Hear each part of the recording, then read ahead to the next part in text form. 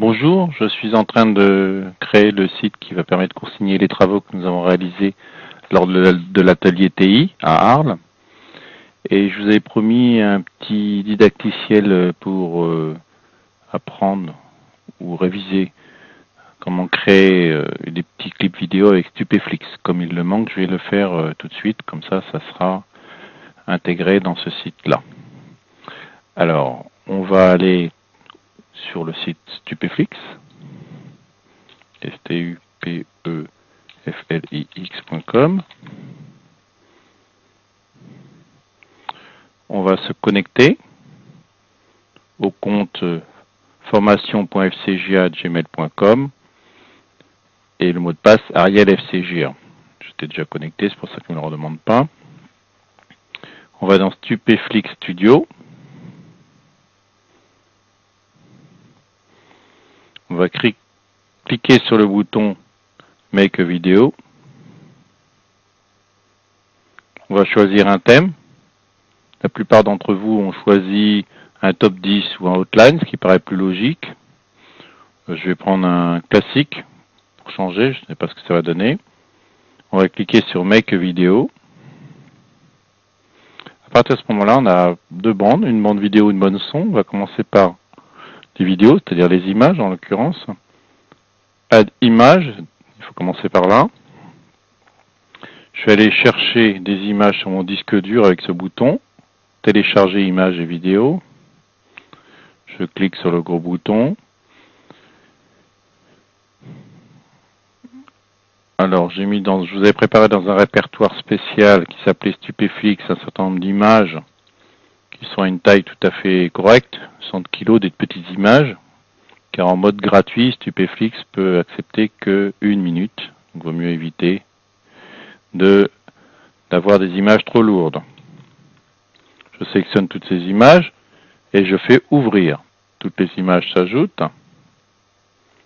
Elles se téléchargent, 3/9, 4/9, 5/9. Évidemment, si vous faites des grosses images, ça mettra plus de temps, il faudra en choisir moindre, ou alors passer à la version payante. Là, on a le droit à 33 secondes, ce qui est tout à fait correct par rapport à la minute. On va peut-être rajouter un titre. Donc on a Add More, le bouton Add More, ajouter plus, titre de la diapositive. On va mettre par exemple Arles 2011. Appuyer sur le bouton Ajouter ou Faire, Down. Et on va pouvoir glisser cette image où on veut, donc peut-être au début, tant qu'à faire. On peut éventuellement rajouter aussi une carte. En cliquant là-dessus, on va mettre Arles, la ville que vous souhaitez, avec une virgule, et rajouter le pays. Arles, virgule France, ça peut être Paris, virgule France, ou ce que vous voulez. On vérifie bien que ça a été... Non, j'ai mal saisi. Arles, virgule France, donne. Après, on a la possibilité de rajouter éventuellement des petits effets de transition. En général, il gère assez bien les effets de transition entre les diapositives, mais si vous en voulez un en milieu, par exemple, personnaliser la transition, par le noir, hop, vous pouvez le mettre où vous voulez, éventuellement et changer le type de transition si ça ne vous convient pas par autre chose. On va mettre 2 transitions simplement juste pour montrer comment ça marche. Notre type de transition.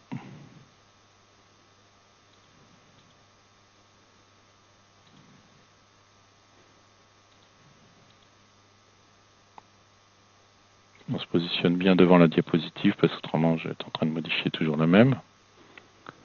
Voilà, par exemple. D'accord ? À partir de ce moment-là, on vérifie toujours qu'il ne faut pas dépasser 1 minute en mode gratuit. On peut éventuellement, après avoir rajouté un titre, une carte et un effet de transition, on peut aussi rajouter une piste audio. On va dans Music Lounge.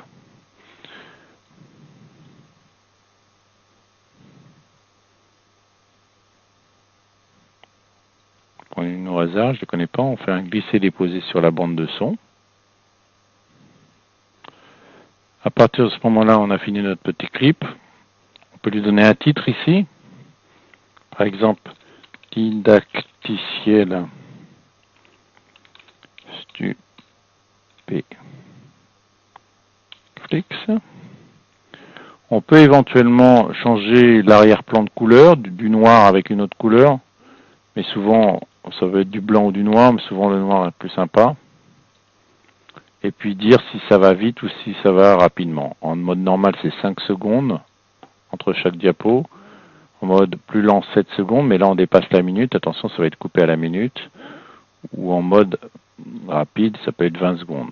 On va le mettre en mode normal. À partir de ce moment-là, on peut commencer à faire un quick preview, c'est-à-dire un bouton qui permet éventuellement d'avoir un aperçu. Quand on clique dessus, il va mouliner un petit peu la vidéo.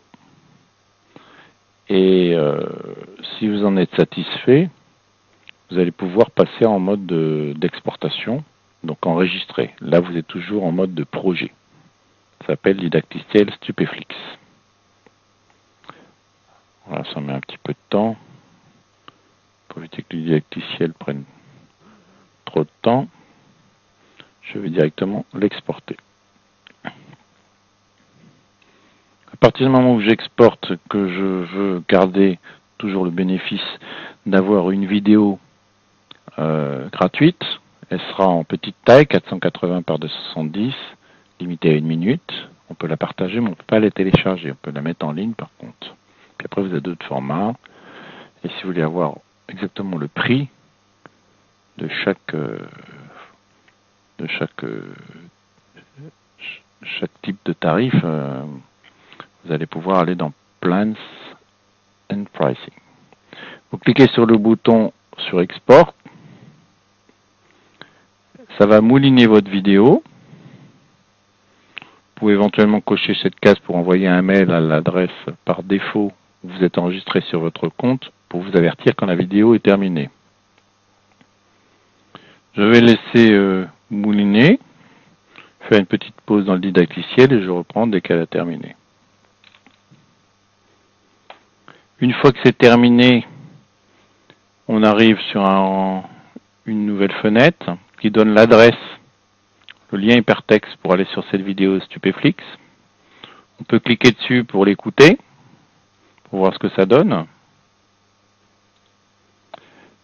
Et puis si le compte est configuré, on peut l'envoyer sur YouTube, sur Facebook, etc. L'envoyer par mail, un lien hypertexte.